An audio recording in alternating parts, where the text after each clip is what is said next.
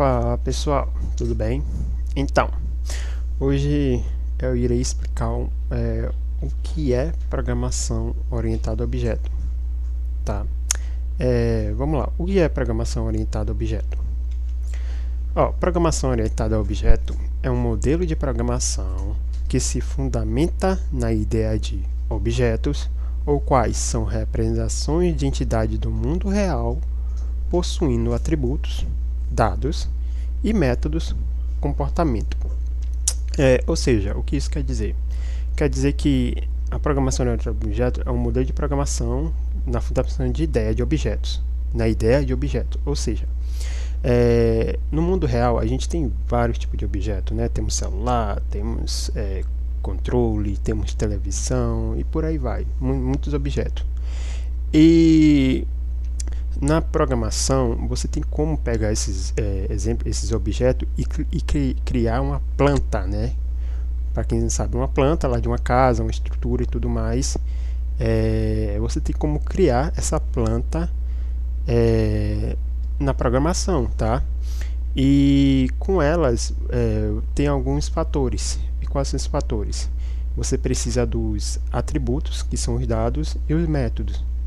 E o que seriam os atributos e os métodos de um objeto, né? Vamos pegar um exemplo de uma pessoa, tá? Uma pessoa, ela tem uma altura, né? Tamanho, altura. Uma pessoa, ela tem uma idade. Uma pessoa possui RG. Uma pessoa possui um CPF, uma conta bancária. Enfim, uma pessoa, ela possui muito atributos, ou seja, uma pessoa possui muito dados, beleza? E o que seriam os métodos?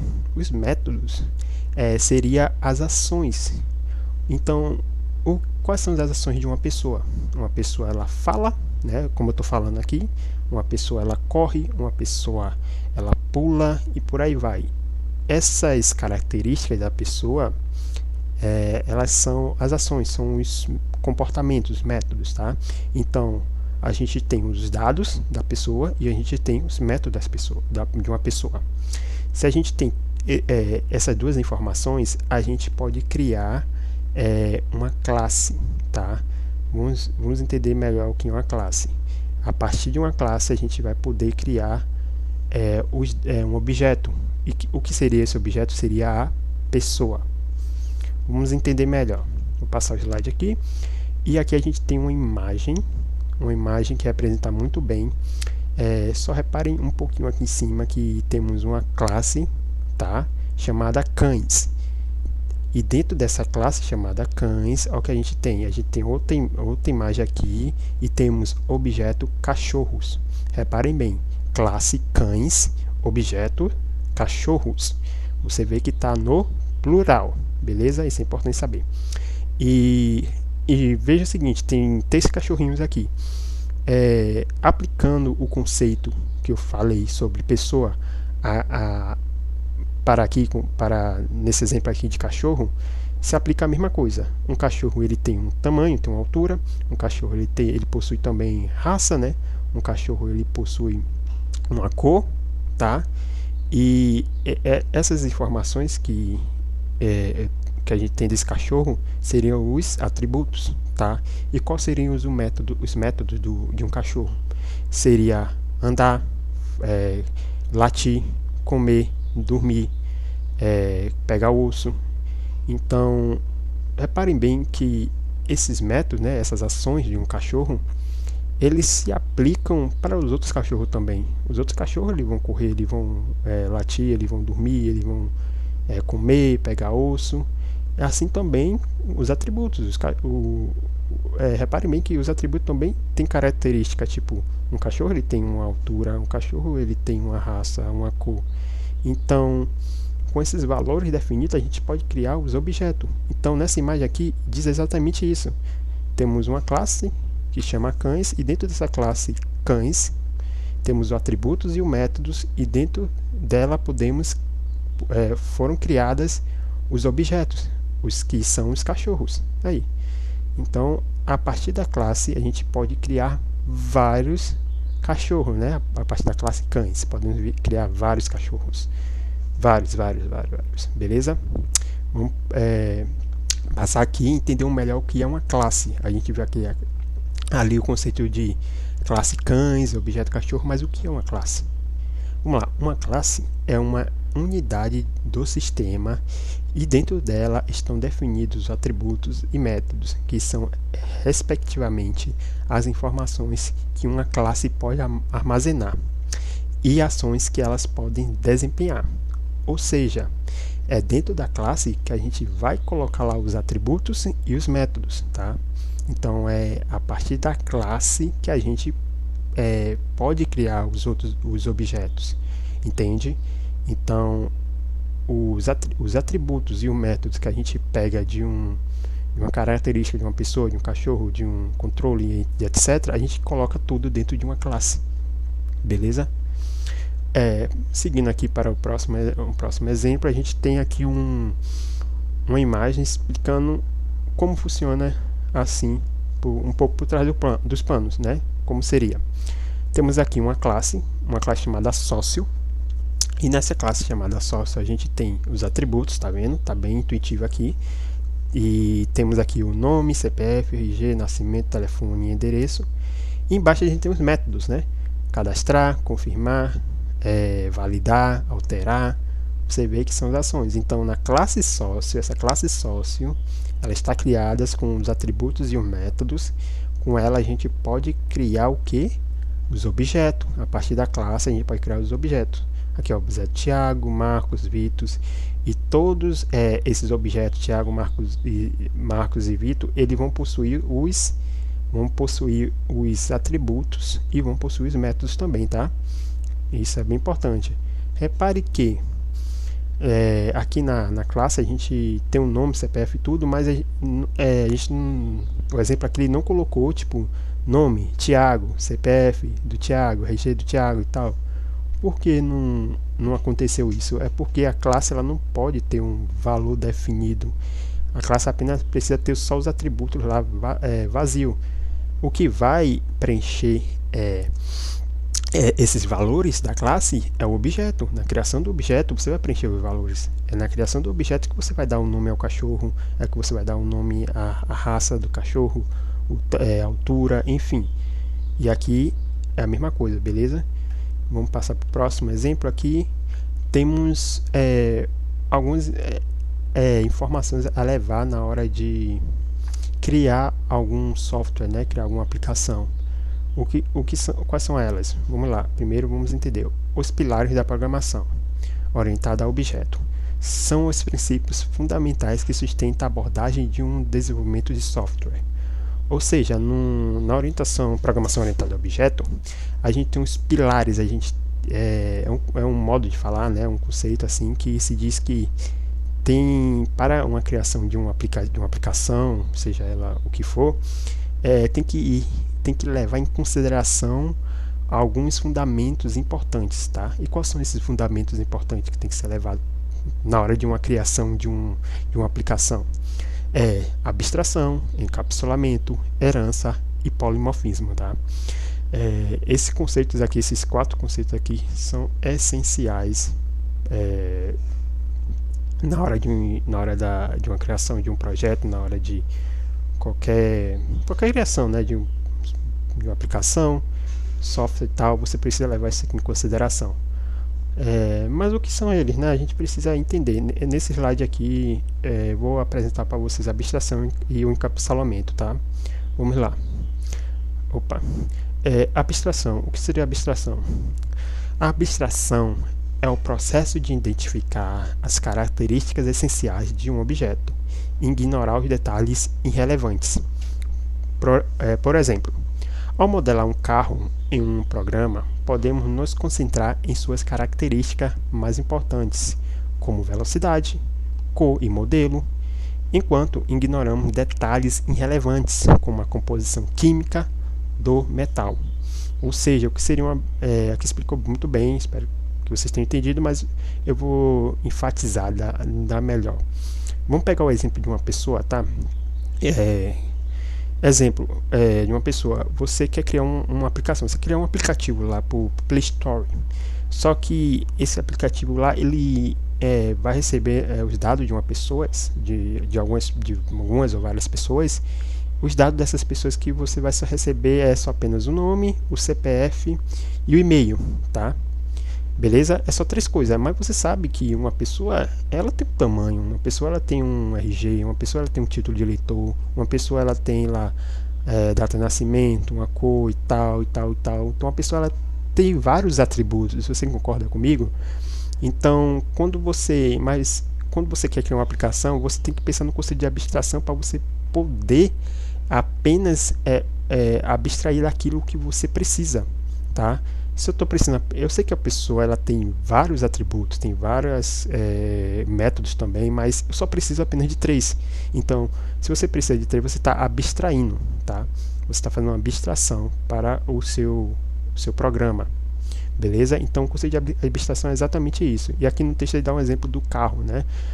Quando você vai comprar um carro, você só quer saber do preço, da marca lá, do modelo, né, e tal e tal. Não interessa para você qual é a composição química que está lá na bateria, que está lá na gasolina e tal, enfim, isso não interessa, tá? Então esse seria o conceito de abstração, beleza? Isso ficou claro, né? Vamos passar para o próximo. Opa, bugou aqui. Encapsulamento. Temos a abstração e agora temos encapsulamento. O que seria encapsulamento? Vamos lá ler um pouquinho sobre encapsulamento.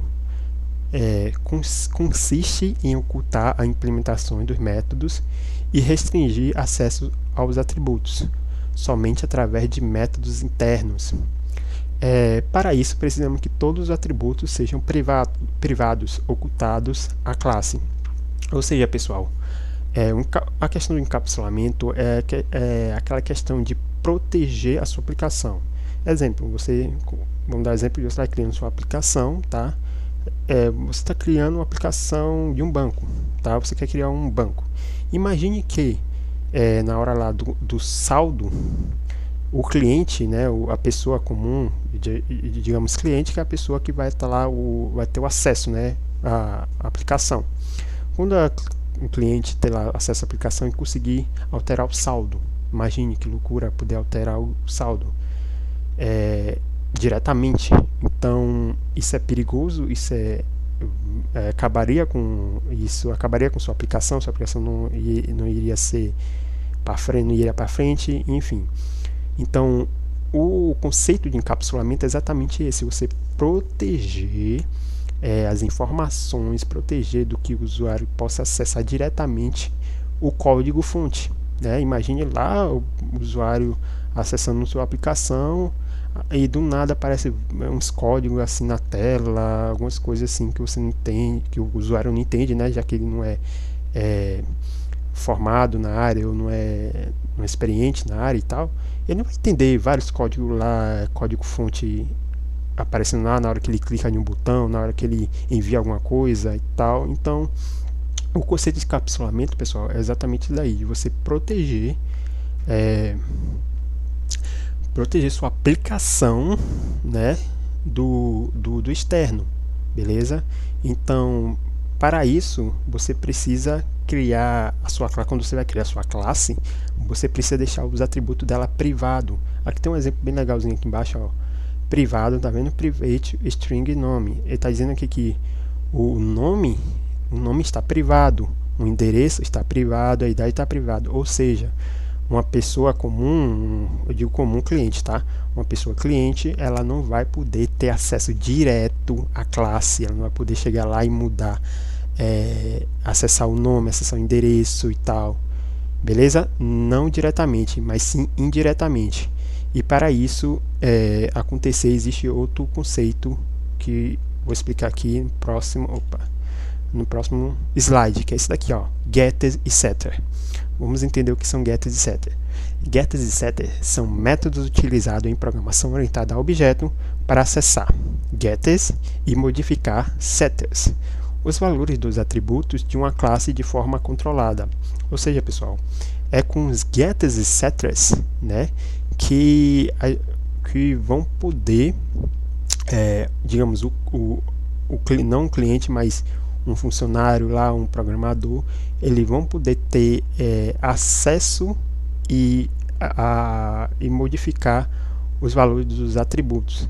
Então, os valores do atributo que estão lá na classe não pode ser acessada diretamente, não pode, tem que ser a partir dos getter e do setter, tá? Então, os getter eles servem para acessar as informações. Exemplo, ter lá o CPF de uma pessoa. Como uma pessoa não vai poder, uma pessoa lá na aplicação, ela quer, tipo, quero saber as informações do meu perfil, quero saber o meu e-mail lá, o meu nome, se tiver o CPF ou qualquer coisa lá registrada, alguma coisa, ela vai poder acessar, ela vai poder ver essas informações, mas ela não vai poder modificar, não vai poder chegar lá e, exemplo, mudar diretamente, não vai ser assim, tá? Vai ser de uma forma diferente. Então a pessoa vai poder acessar e a pessoa também vai poder modificar, mas a partir dos getters e setters, que são os métodos de controle, tá? São os métodos de controle aí para os atributos da classe serem privados, beleza? Vamos para o próximo passo aqui. Opa, tá um bugadinho. Aqui está um exemplo legal do que seria os getters e setters, né? Com a imagem. Vocês veem aqui que temos duas classes, classe A e classe B. A classe A temos aqui um number, né? Um número. E você vê que existe uma seta da classe B apontando aqui para a classe A. Ela está apontando diretamente para o atributo. E vejam que se o atributo da classe A ela está privada, então não tem como você acessar diretamente o atributo number. Tá vendo? É impossível, você não pode. Você só vai conseguir acessar o number a partir dos getter e do setter, tá? No setter você vai poder modificar o valor e o getter você vai poder ter acesso a esse valor, ter essa informação. Só dessa forma aqui, que é uma forma, digamos, correta, eficiente para poder ter acesso e modificar o valor. Então, esse é os métodos, tá? do conceito de um encapsulamento, pessoal. É importante, isso daqui é muito, muito importante, porque quando você vai criar uma aplicação, você precisa que essa aplicação ela seja segura, seja eficiente, seja controlada. E quando a gente fala em programação orientada a objeto, esse conceito de encapsulamento, get, set é importantíssimo, tá? Beleza? E a abstração também. Vamos lá. O construtor. O que seria um construtor? Construtor é um método especial que tem o mesmo nome da classe e garante a alocação de memória necessária para cada objeto da classe. Um construtor não retorna valor algum, nem mesmo do tipo void. Toda classe deve ter um construtor. O que isso quer dizer, pessoal? Quer dizer que na orientação objeto, quando você cria uma classe, tá? Essa classe ela precisa ter um método especial, chamamos de método especial. Esse método especial é um construtor. Um construtor ela precisa ser obrigatoriamente criada. Aqui, ó, vamos aqui na imagem que a explicação fica melhor. Temos um produto, uma classe chamada produto, e dentro dessa classe produto temos aqui um public e aqui um produto, tá? Aqui é um método criado, ele é o construtor, tá? E ele precisa ser criado obrigatoriamente. Se você criar uma classe e não criar um construtor, na hora da execução do seu programa, quando você executar o seu programa, esse construtor ele vai ser criado obrigatoriamente, tá? Ele vai ser criado lá automaticamente no programa, na hora da execução, porque ele é importante para a inicialização do programa e para a construção aí do objeto, tá? Então é importantíssimo ter esse construtor aí para a criação dos objetos, para a inicialização do seu sistema da classe e tudo mais, beleza? E quando ele diz aqui que nem não retorna um void, tipo, isso são é um retorno de um método, tá? Um método ele pode retornar lá um string, um booleano, e aí a gente já entra num conceito aí de característica da orientação objeto, da lógica de programação e tudo mais, tá? Mas é isso, pessoal. Vamos lá. Opa, aqui é o fim, tá? Eu só nesse slide aí eu só abordei aí a abstração e encapsulamento. Eu posso próximo trazer um vídeo aqui falando sobre herança e polimorfismo. Por que eu não trouxe nesse slide aqui o conceito de herança e polimorfismo? É porque ainda estou aprendendo, sou um estudante, tá? Ainda estou no passo de aprendizagem e eu queria trazer as informações que eu tenho aqui, né, para o canal. Mas é isso, eu espero que vocês tenham entendido o conceito aí de programação orientada a objeto. É importantíssimo, é incrível também você ter essa noção na hora de querer programar, querer criar um aplicativo, um software, enfim, o que seja que você crie, tem que levar em consideração esses conceitos essenciais, né? Encapsulamento, classe, objeto e tudo mais, beleza? Mas é isso, valeu e até a próxima.